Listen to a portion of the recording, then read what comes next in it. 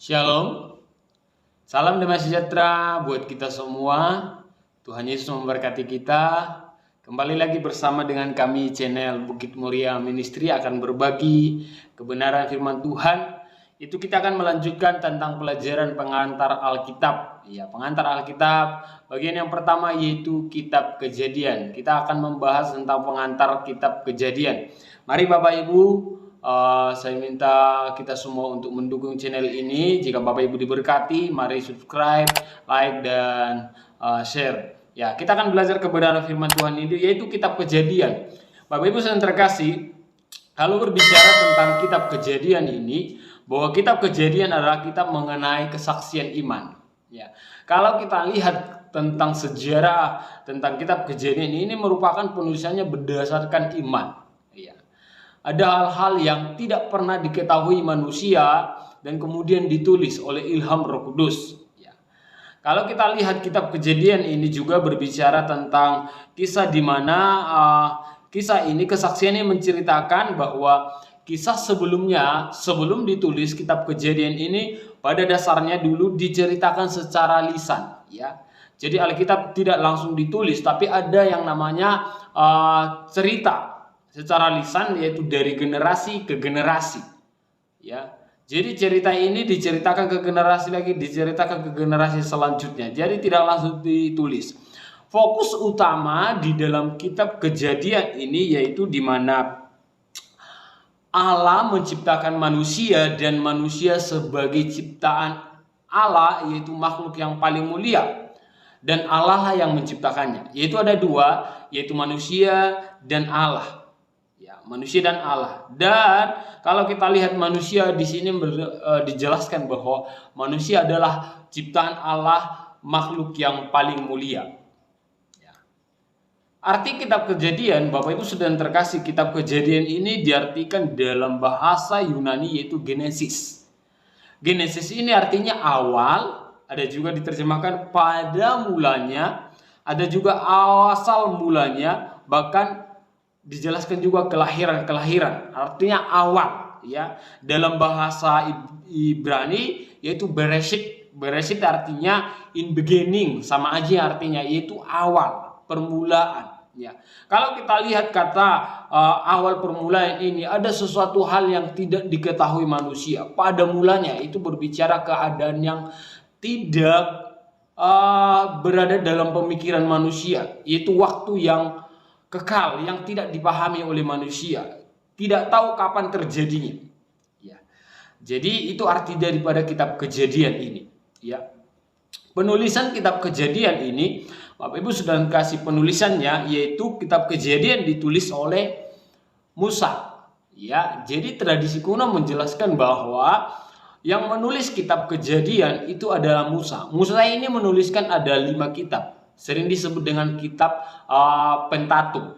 Penta itu 5, ya. Pentatuk itu artinya 5 kitab, yaitu Kejadian, Keluaran, Imamat, Bilangan, Ulangan. Ya, ada 5 kitab.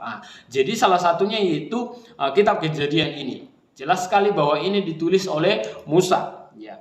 Kalau kita lihat penulisannya itu sekitar 1400 sebelum Masehi. Ya, dapat kita lihat di dalam kitab Raja-Raja, ya. Kitab 1 Raja-Raja pasal 6 ayat yang pertama. Itu ya tulisan ini, yaitu sekitar 1400 sebelum Masehi. Kitab Kejadian ini ditulis.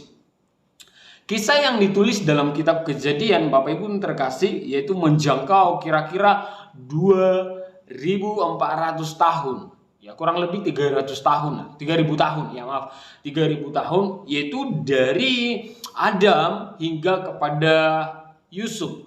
Ya, jadi cerita ini menjangkau hampir kurang lebih dari 3000 tahun. Ya, jadi mulai dari kisah Adam sampai dengan kisah daripada Yusuf. Tujuan kitab ini ditulis, Bapak Ibu terkasih, tujuan kitab ini ada tujuannya. Ya, jadi Alkitab itu ditulis ada fungsinya, ada tujuannya. Dari setiap kitab itu punya tujuan masing-masing. Menjelaskan tentang apa, ya. Kalau kita lihat di sini kitab Kejadian ini, kisah ini ditulis supaya apa? Ya, umat Israel memiliki catatan tentang Allah dan memiliki catatan tentang manusia yang dua ini, ya, supaya tertulis. Jadi tidak hanya sekedar lisan, tapi ada memang sejarah yang tertulis. Ya. Kalau kita lihat juga bahwa tujuan kitab ini ditulis, kitab Kejadian ini, untuk menyatakan Allah sebagai pencipta. Ya. Artinya bahwa kitab Kejadian ini menjelaskan bahwa segala sesuatu yang terjadi di muka bumi ini, yang ada di dunia ini, adalah jelas-jelas karena ciptaan Allah. Manusia tidak pernah mengambil alih di dalam penciptaan. Ya, tapi jelas sekali bahwa kalau kita lihat, kita baca dari kitab Kejadian sampai dengan kitab Wahyu, jelas sekali bahwa segala ciptaan di dunia ini yang merupakan keadaannya yaitu diciptakan oleh Allah sendiri. Bukan ada campur tangan manusia. Ya. Dan kitab ini juga menjelaskan bahwa Allah sebagai penebus manusia. Ada dua, pencipta dan penebus. Bahkan juga dikatakan bahwa tujuan kitab ini untuk mencatat permulaan segala bangsa, ya, segala bangsa dan pemilihan bangsa Israel sebagai umat pilihan Allah. Bapak Ibu Saudara yang terkasih, kalau kita lihat pemilihan umat Allah yaitu bangsa Israel itu tidak sekedar hanya pemilihan. Ya, Allah memilih Abraham itu bukan hanya sekedar untuk bangsa biasa saja yang dipilih oleh Tuhan, enggak.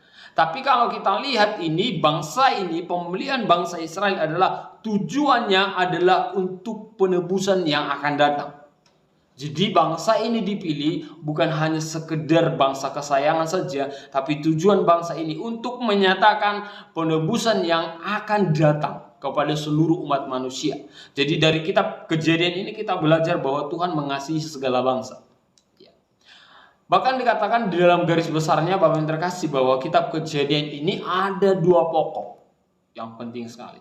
Ya, terbagi dua. Dalam seluruh kitab Kejadian itu terbagi dua. Kalau kita lihat bagian yang pertama, kitab Kejadian pasal pertama sampai pasal 11, itu dikatakan di sana permulaan alam semesta dan manusia. Itu di ayat pasal pertama sampai pasal 11, ya. Kalau kita lihat ini terjadi adanya segala bangsa. Ada bangsa-bangsa yang terbentuk, ya, di dalam pasal pertama sampai pasal 11. Penciptaan ada di sana, kejatuhan manusia dalam dosa ada di sana, air bah, yaitu kalau kita lihat dapat kita katakan bahwa itu kiamat pertama bisa, ya, yaitu air bah. Bahkan dikatakan ada menara Babel di sana. Menara Babel menjelaskan adanya manusia yang akan terpencar ke seluruh bumi dan menggunakan bahasa mereka masing-masing, ya. Kalau kita lihat dalam pasal 12 dan sampai pasal 50 ini bagian kedua, yaitu permulaan bangsa Ibrani, yaitu bangsa Israel, yaitu bangsa pilihan Allah. Yaitu mulai pasal 12 di mana Allah memilih Abraham, Ishak dan Yakub dan Yusuf. Ya, dan inilah akan menjadi bangsa pilihan Allah, yaitu bangsa Israel. Ada dua garis besar ini, ya, menjelaskan karya Allah, penciptaan Allah, bahkan juga menjelaskan permulaan segala bangsa, bahkan yang kedua menjelaskan bangsa pilihan Allah untuk tujuan Allah menebus manusia. Bapak terkasih, ringkasannya, coba kita perhatikan kitab Kejadian ini adalah kitab benih. Jadi kitab Kejadian ini sumber, ya, kalau kita belajar tentang sungai, ini menjadi sumber yang akan mengaliri nanti semua kitab, ya. Jadi ibaratkan kitab Kejadian ini menjadi mata air yang akan mengalir ke kitab Keluaran, ke kitab Imamat, Bilangan, Ulangan, sampai nanti kitab Perjanjian Baru, sampai kitab Wahyu, kitab yang terakhir. Jadi Alkitab antara Perjanjian Lama dan Perjanjian Baru itu satu, menjelaskan satu, ya, tidak pernah bisa dipisahkan, ya. Jadi kita tidak hanya bisa belajar dari kitab Kejadian saja, enggak, dari kitab Perjanjian Lama saja, enggak, atau hanya memakai kitab Perjanjian Baru, enggak. Tapi semua kitab dari PL sampai PB itu satu aliran, di mana kitab Kejadian ini menjadi sumber utama. Sumber utama dari kitab-kitab selanjutnya, ya. Jadi berkesinambungan. Yang pertama kalau kita lihat Bapak terkasih, pasal yang pertama ini kitab Kejadian ini ada dikatakan permulaan alam semesta dan manusia, Ya, ini akan dijelaskan juga di kitab-kitab yang lain. Bagaimana penciptaan, bagaimana ya. Bahkan jika katakan yang kedua bahwa permulaan. Nah, jadi kitab Kejadian ini menjelaskan permulaan awal, ya. Nah, kitab ini dikatakan juga menjelaskan pernikahan. Pernikahan pertama terjadi itu di kitab Kejadian. Sudah jelas hukum pernikahan itu ada di kitab Kejadian bahwa hanya boleh satu istri dan hanya boleh satu suami. Ya.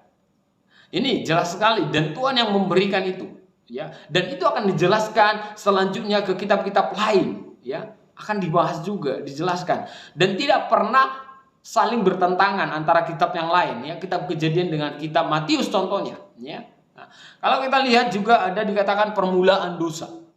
Permulaan dosa ada di kitab Kejadian dan itu dibahas di kitab yang lain sampai dengan nanti kitab Perjanjian Baru. Ya, dijelaskan juga bahwa di sini di kitab Kejadian ada permulaan berita keselamatan, yaitu Injil yang pertama, benih Injil, ya, yaitu apa? Di dalam Kejadian pasal 3 ayat 15. Dan kemudian dijelaskan siapa benih itu sebenarnya, yaitu Yesus Kristus. Kalau kita lihat nanti ada garis merah atau benang merah. Ya, jadi tidak terpisah. Bahkan juga permulaan apa? Permulaan korban darah. Ya, korban darah itu menggambarkan akan penebusan Yesus Kristus. Jadi setiap korban-korban tentang korban anak domba itu di dalam kitab Perjanjian Lama, khususnya dimulai dari kitab Kejadian ini, yaitu permulaannya menjelaskan tentang Yesus yang akan mati di kayu salib. Jadi jelas, ini menjadi benih. Permulaan apa lagi? Tentang keselamatan ini ada ya korban. Permulaan tentang bangsa-bangsa. Bangsa-bangsa ada dimulai dari kitab Kejadian. Ya, apalagi permulaan bahasa-bahasa. Bahasa juga dimulai dari kitab Kejadian. Jadi jelas sekali awal mulanya adalah kitab Kejadian. Apalagi permulaan bangsa Israel, bangsa pilihan Allah diambil dari kitab Kejadian dan akan dijelaskan ke kitab yang lain. Permulaan apalagi? Permulaan perjanjian penebusan. Ya. Jadi jelas Bapak Ibu Saudara terkasih bahwa kitab Kejadian adalah benih atau sumber pertama yang akan mengaliri seperti aliran air mengaliri kitab-kitab yang lain. Tanpa kitab Kejadian tidak akan mungkin ada kitab Keluaran. Tanpa kitab Keluaran tidak akan ada kitab ini, kitab ini. Jadi mulanya adalah Kejadian. Tanpa Kejadian tidak mungkin ada Matius. Tanpa Kejadian tidak akan mungkin ada kitab Wahyu. Jadi ini saling berkesinambungan dan tidak akan pernah bertentangan antara kitab-kitab yang lain, antara kitab Kejadian atau kitab Matius itu tidak pernah bertentangan. Jadi di dalam kekristenan tidak ada pertentangan antara kitab yang satu dengan kitab yang lain. Itu ada garis merah yang sama. Jadi ini kalau kita Kejadian. Bapak Ibu terkasih, dapat kita lihat kitab Kejadian ini tentang Yesus Kristus ada juga di dalamnya. Dapat kita lihat tentang Yesus Kristus dalam kitab Kejadian. Ya, yang pertama kalau kita lihat di sana ada Yesus sebagai pencipta. Ya, secara literatur mungkin ya tidak tertulis nama Yesus di sana.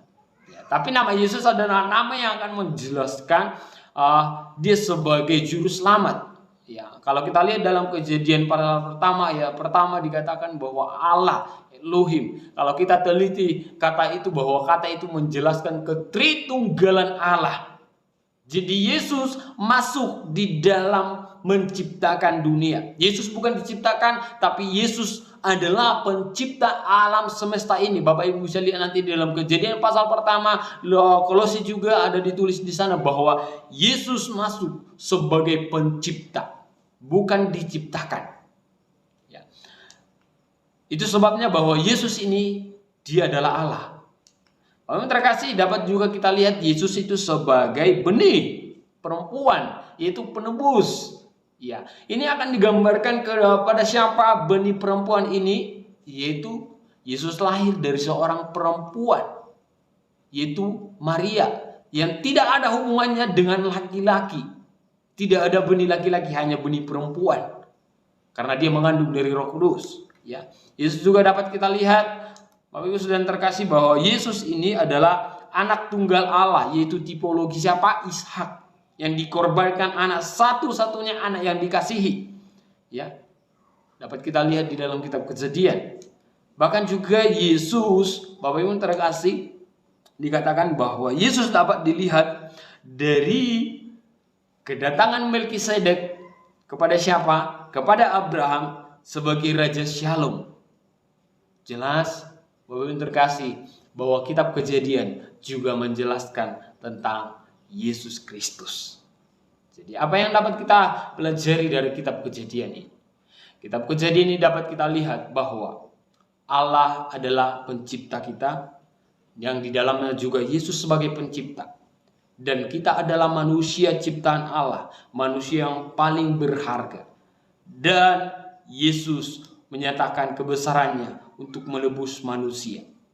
Dapat kita lihat dalam kitab Kejadian ini bahwa manusialah yang memisahkan dirinya dari Allah. Bukan Allah yang memisahkan dirinya dari manusia, tapi pada dasarnya manusia yang memberontak untuk memisahkan dirinya dari Allah. Tapi jelas bahwa dari awal Tuhan sudah menyatakan bahwa manusia akan ditebus oleh Allah sendiri. Jadi yang dapat kita perhatikan dalam kitab Kejadian ini, mari kita belajar terus tentang kebenaran firman Tuhan dari kitab Kejadian, supaya semakin hari kita semakin diperbaharui dan kita semakin mengerti akan rancangan Allah kepada kita sebagai umat manusia. Hargai ciptaan Tuhan, hargai dirimu sebagai ciptaan Tuhan, sehingga engkau mampu menghargai Tuhan. Ini menjadi pelajaran kita. Semoga kita diberkati. Tuhan Yesus memberkati kita semua. Shalom, salam damai sejahtera buat kita semua.